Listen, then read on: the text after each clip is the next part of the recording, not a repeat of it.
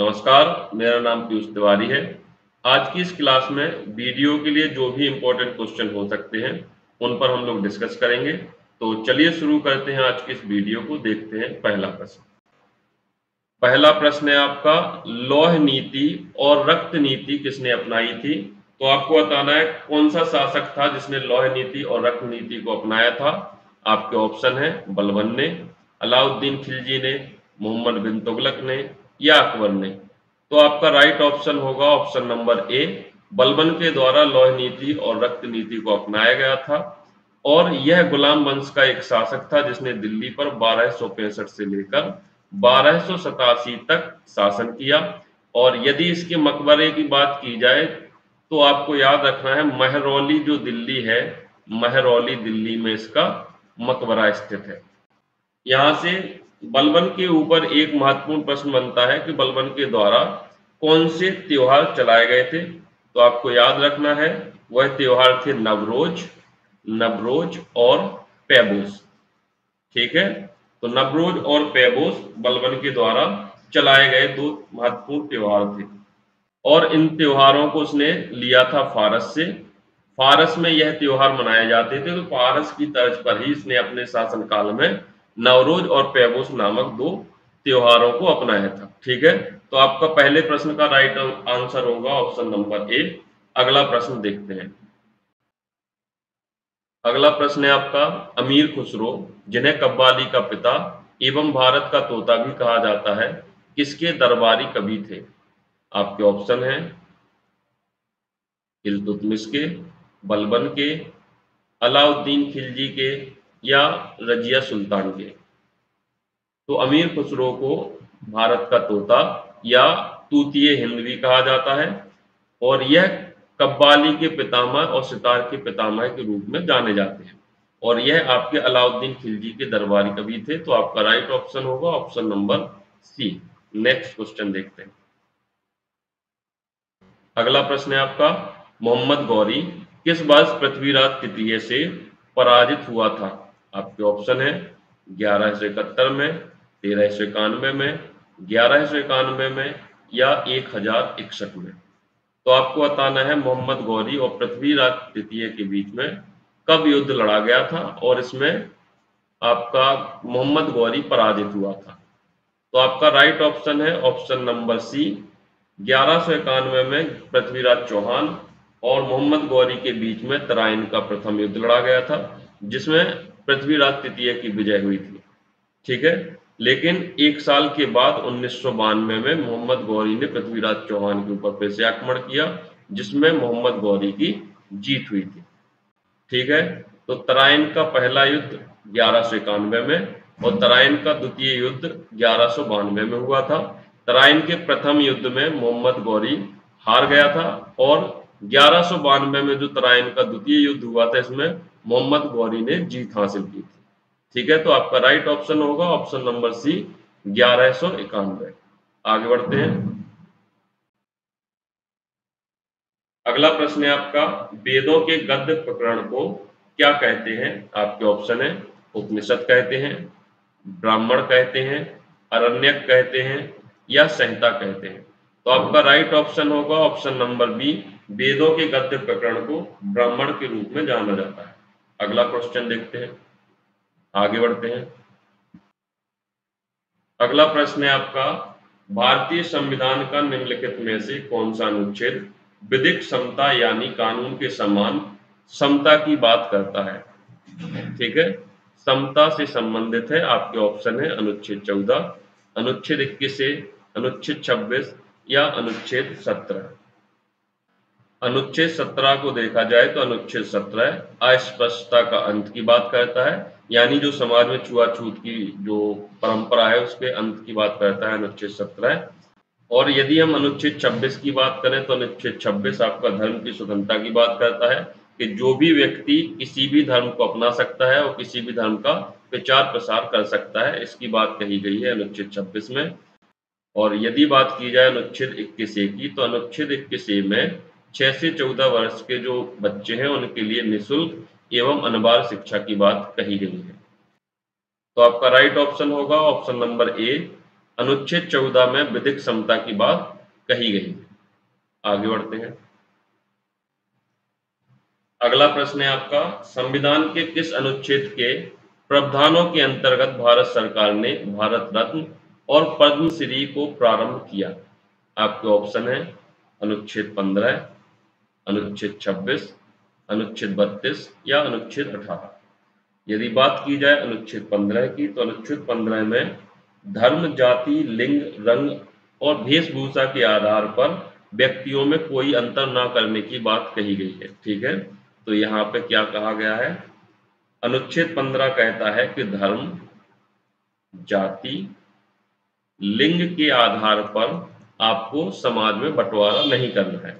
यदि अनुच्छेद 26 की बात की जाए, तो अनुच्छेद 26 कहता है आपका धर्म की स्वतंत्रता के बारे में, और अनुच्छेद 32 की बात करी जाए तो अनुच्छेद 32 को अंबेडकर साहब ने संविधान की आत्मा कहा, और अनुच्छेद 26 आपका संबंधित है संवैधानिक उपचारों से। संवैधानिक उपचारों से। और यदि हम अनुच्छेद 18 की बात करें, तो भारत सरकार अनुच्छेद 18 के अंतर्गत ही भारत रत्न और पद्मश्री रत्न देती है। ठीक है, तो आपका राइट ऑप्शन होगा ऑप्शन नंबर डी। आगे बढ़ते हैं। अगला प्रश्न है आपका, भारतीय संविधान का निम्नलिखित में से कौन सा अनुच्छेद मानव के क्रय विक्रय तथा जबरदस्ती मजदूरी करने पर प्रतिबंध लगाता है? आपके ऑप्शन है अनुच्छेद 15, अनुच्छेद 32, अनुच्छेद 24 या अनुच्छेद 26। अनुच्छेद 26 की बात की जाए तो अनुच्छेद 26 आपका धर्म की स्वतंत्रता से संबंधित है। अनुच्छेद 24 की बात की जाए तो अनुच्छेद 24 कहता है कि 14 वर्ष से कम उम्र के जितने बालक हैं उन्हें कारखानों और जो जोखिम भरे कार्य हैं उसमें नहीं लगाना चाहिए। तो आपका राइट ऑप्शन होगा ऑप्शन नंबर सी। यदि अनुच्छेद 32 की बात की जाए तो अनुच्छेद 32 आपका संवैधानिक उपचारों का अधिकार प्रदान करता है, और अनुच्छेद 15 की बात करें तो अनुच्छेद 15 धर्म, जाति, लिंग, रंग के आधार पर कोई भी अंतर ना करने की बात कहता है। तो आपका राइट ऑप्शन होगा ऑप्शन नंबर सी। आगे बढ़ते हैं। अगला प्रश्न है आपका, श्रीलंका और भारत को अलग करने वाली जलराशि कौन सी है? आपके ऑप्शन है पाक जल संधि, 10 डिग्री चैनल, 8 डिग्री चैनल या इनमें से कोई नहीं। यदि बात करें हम 8 डिग्री चैनल की, तो यह मालदीव और लक्षद्वीप को अलग करता है। मालदीव और लक्षद्वीप को, ठीक है, यह अलग करती है 8 डिग्री चैनल। और यदि 10 डिग्री चैनल की बात करें तो यह अंडमान और निकोबार को अलग करती है। निकोबार, ठीक है, तो अंडमान और निकोबार को बांटने वाली लाइन जो होगी 10 डिग्री चैनल होगी। तो आपका राइट ऑप्शन होगा ऑप्शन नंबर ए, पाक जल संधि श्रीलंका और भारत को अलग करती है। राइट ऑप्शन होगा ऑप्शन नंबर ए। आगे बढ़ते हैं। अगला प्रश्न है आपका, चुंबकीय प्रेरण का एसआई मात्रक है? आपके ऑप्शन है टेस्ला, कैंडला, डायोप्टर, मीटर। तो आपका राइट ऑप्शन होगा ऑप्शन नंबर ए, टेस्ला आपका चुंबकीय प्रेरण का एसआई मात्रक होगा। और यदि हम कैंडला की बात करें तो यह ज्योति तीव्रता का मात्रक होता है। ठीक है, ज्योति तीव्रता का मात्रक आपका कैंडला होगा। डायोप्टर लेंस की क्षमता का मात्रक होता है, और मीटर आपका लंबाई का मात्रक होता है। ठीक है, तो आपका राइट ऑप्शन होगा ऑप्शन नंबर ए, टेस्ला। आगे बढ़ते हैं। अगला प्रश्न है आपका, सिलिकॉन क्या है? आपके ऑप्शन है धातु है, अधातु है, उपधातु है या गैस है। तो आपका राइट ऑप्शन होगा ऑप्शन नंबर सी, सिलिकॉन एक उपधातु है। आगे बढ़ते हैं। अगला प्रश्न है आपका, शरीर का सबसे बड़ा आंतरिक अंग है? आपके ऑप्शन है लीवर, फेफड़ा, जिगर या आंत। तो शरीर के अंदर सबसे बड़ा आंतरिक अंग की बात की जाए तो आपका लीवर होता है। तो आपका राइट ऑप्शन होगा लीवर, और जिगर भी लीवर को बोला जाता है। तो आपके राइट ऑप्शन हो जाएंगे ए एंड सी। आगे बढ़ते हैं। अगला प्रश्न है आपका, व्यास सम्मान किसे प्रदान किया गया है? तो व्यास सम्मान जो दिया गया है 2022 में वह है 31वां। तो 31वां व्यास सम्मान किसे दिया गया है? आपके ऑप्शन है शरद पगारे जी को, नासिरा शर्मा को, रामदरस मिश्र को या असगर बजाहत को? तो आपका राइट ऑप्शन होगा ऑप्शन नंबर डी, असगर बजाहत को 31वां व्यास सम्मान दिया गया है। और रामदरस मिश्र को सरस्वती सम्मान या 31वां सरस्वती सम्मान दिया गया है। ठीक है, तो आगे बढ़ते हैं। अगला प्रश्न है आपका, घाव का अध्ययन क्या कहलाता है? आपके ऑप्शन है ऑन्कोलॉजी, डर्मेटोलॉजी, ट्रोमेलॉजी या न्यूरोलॉजी। तो ऑन्कोलॉजी आपका कैंसर के अध्ययन को कहते हैं, डर्मेटोलॉजी स्किन या त्वचा के अध्ययन को कहा जाता है, और ट्रोमेलॉजी जो होता है आपका घाव का अध्ययन होता है। तो आपका राइट ऑप्शन होगा ऑप्शन नंबर सी। और यदि बात की जाए न्यूरोलॉजी की, तो यह न्यूरॉन के अध्ययन या मस्तिष्क के अध्ययन को कहा जाता है। ठीक है, आगे बढ़ते हैं। अगला प्रश्न है आपका, कंप्यूटर शब्दावली में पीडीएफ का पूर्ण रूप होता है। आपके ऑप्शन है printable document format, portable document format, protocol disk format या प्रिंट डिस्पैच फाइल। तो आपको पीडीएफ का फुल फॉर्म बताना है। तो पीडीएफ का फुल फॉर्म होता है आपका पोर्टेबल डॉक्यूमेंट फॉर्मेट। तो आपका राइट ऑप्शन होगा ऑप्शन नंबर बी। आगे बढ़ते हैं। अगला प्रश्न है आपका, उत्तर प्रदेश में हेतु सबरी संकल्प अभियान की शुरुआत किस लिए की गई है? आपके ऑप्शन है गरीबी को दूर करने के लिए, कुपोषण को दूर करने के लिए, बेरोजगारी को दूर करने के लिए या साक्षरता लाने के लिए। तो सबरी संकल्पना जो अभियान चलाया गया है, यह कुपोषण को दूर करने के लिए चलाया गया है। तो आपका राइट ऑप्शन होगा ऑप्शन नंबर डी। आगे बढ़ते हैं। अगला प्रश्न है आपका, भारतीय राष्ट्रीय आय का आकलन करने वाली संस्था है। आपके ऑप्शन है रिजर्व बैंक ऑफ इंडिया है, वित्त आयोग है, केंद्रीय सांख्यिकी संगठन है या स्टेट बैंक ऑफ इंडिया है। तो भारत की जो राष्ट्रीय आय है, इसका आकलन करने वाली जो संस्था है वह है आपकी केंद्रीय सांख्यिकी संगठन। तो आपका राइट ऑप्शन होगा ऑप्शन नंबर सी। अगला प्रश्न देखते हैं। अगला प्रश्न है आपका, इको मार्क उन भारतीय उत्पादों को दिया जाता है जो शुद्ध एवं मिलावट रहित हो, आर्थिक दृष्टि से उपयोगी हो, शाकाहारी हो या पर्यावरण के प्रति मैत्रीपूर्ण हो। तो इको मार्क किन प्रोडक्टों को दिया तो इको मार्क किन प्रोडक्टों को दिया जाता है, उसी के बारे में आपसे पूछा गया है। तो इको मार्क उन प्रोडक्टों को दिया जाता है जो इको फ्रेंडली होते हैं, पर्यावरण के प्रति मैत्रीपूर्ण होते हैं। तो आपका राइट ऑप्शन हो जाएगा ऑप्शन नंबर डी। आगे बढ़ते हैं। अगला प्रश्न है आपका, तेंदुलकर समिति का संबंध है। आपके ऑप्शन है राष्ट्रीय आय, गरीबी, बैंकिंग सुधार या रंगराजन समिति। तो रंगराजन समिति ना होकर इसमें ऑप्शन होगा इनमें से कोई नहीं। तो आपका राइट ऑप्शन होगा ऑप्शन नंबर बी, तेंदुलकर समिति गरीबी से संबंधित है। और तेंदुलकर समिति ने ही उत्तर प्रदेश में जो बिलो द पॉवर्टी लाइन या गरीबी रेखा से नीचे रहने वाले लोगों का परसेंटेज बताया था, वह उत्तर प्रदेश में बताया था 29.43% जो व्यक्ति है वह बिलो द पॉवर्टी लाइन के नीचे रह रहे हैं उत्तर प्रदेश में। ठीक है, और यह कब बताया गया था? यह 2011 और 12 में आकलन करके तेंदुलकर समिति ने बताया था। तो आपका राइट ऑप्शन होगा ऑप्शन नंबर बी। आगे बढ़ते हैं। अगला प्रश्न है आपका, उत्तर प्रदेश की कुल साक्षरता दर कितनी है? आपके ऑप्शन है 57.2, 77.3, 67.7 या 86%। तो उत्तर प्रदेश की कुल साक्षरता दर की बात करी जाए तो यह है आपकी 67.7%। कि कुल जनसंख्या का 67.7% ही उत्तर प्रदेश में साक्षर है।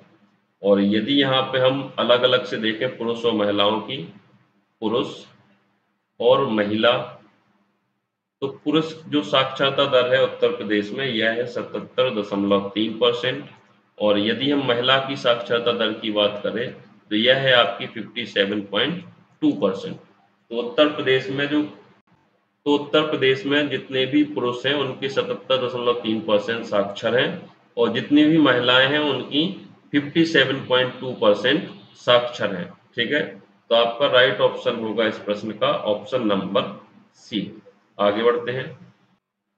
अगला प्रश्न है आपका, उत्तर प्रदेश में आर्थिक संभाग क्षेत्रों की संख्या है। आपके ऑप्शन है 8, 18, 75 या 7। तो इसमें कोई भी ऑप्शन सही नहीं है, तो यहाँ पे 8 की जगह 4 कर लो, तो आपका राइट ऑप्शन हो जाएगा ऑप्शन नंबर ए। आर्थिक संभाग की जो संख्या है उत्तर प्रदेश में वह 4 है। और यदि हम मंडलों की संख्या देखें तो मंडलों की संख्या जो है, मंडलों की जो संख्या है उत्तर प्रदेश में 18 है। और जिले की बात की जाए तो उत्तर प्रदेश में जिलों की संख्या 75 है। अगला प्रश्न है आपका, उत्तर प्रदेश में लोकसभा की कितनी सीटें हैं? आपके ऑप्शन है 80 है, 81 है, 100 है या 85 है। तो आपका राइट ऑप्शन हो जाएगा ऑप्शन नंबर ए। लोकसभा की उत्तर प्रदेश में 80 सीटें हैं। और यदि हम राज्यसभा की बात करें, राज्यसभा की सीटों की बात करें तो राज्यसभा की सीटें हैं 31 यूपी में। और उत्तर प्रदेश में विधानसभा की सीटें, विधानसभा की सीटों की बात की जाए तो विधानसभा की सीटें हैं आपकी 403। और यदि हम विधान परिषद की बात करें, विधान परिषद की यदि बात करें तो विधान परिषद की उत्तर प्रदेश में सीटें हैं 100। तो आपको याद रखना है, लोकसभा की सीटें यूपी में 80 हैं, राज्यसभा की सीटें 31 हैं और विधानसभा की सीटें जो हैं आपकी 403 हैं। और उत्तर प्रदेश में विधान परिषद की जो सीटें हैं वो 100 हैं। तो आपका राइट ऑप्शन होगा इस प्रश्न का ऑप्शन नंबर ए। आगे बढ़ते हैं। अगला प्रश्न है आपका, निम्नलिखित में से कौन उत्तर प्रदेश का सबसे बड़ा वन्यजीव विहार है? आपके ऑप्शन है चंद्रप्रभा वन्यजीव विहार, हस्तिनापुर वन्यजीव विहार, महावीर स्वामी वन्यजीव विहार या इनमें से कोई नहीं। तो यदि हम चंद्रप्रभा वन्यजीव विहार की बात करें तो यह उत्तर प्रदेश का सबसे पुराना वन्यजीव विहार है। ठीक है, तो यह सबसे पुराना वन्यजीव विहार है उत्तर प्रदेश का चंद्रप्रभा वन्यजीव विहार। और यदि हस्तिनापुर वन्यजीव विहार की बात किया जाए तो यह सबसे बड़ा उत्तर प्रदेश का वन्यजीव विहार है। तो आपका राइट ऑप्शन होगा ऑप्शन नंबर बी। और यदि सबसे छोटे वन्यजीव विहार की बात करें तो यह आपका सबसे छोटा वन्यजीव विहार होगा। महावीर स्वामी वन्यजीव विहार जो है ललितपुर में, यह सबसे छोटा वन्यजीव विहार है। ठीक है, तो आपका राइट ऑप्शन होगा ऑप्शन नंबर 2, हस्तिनापुर उत्तर प्रदेश का सबसे बड़ा वन्यजीव विहार है। आगे बढ़ते हैं। अगला प्रश्न है आपका, हाल ही में उत्तर प्रदेश के किस शहर में ब्रह्मोस प्रक्षेपास्त्र विनिर्माण कारखाना खोला गया है?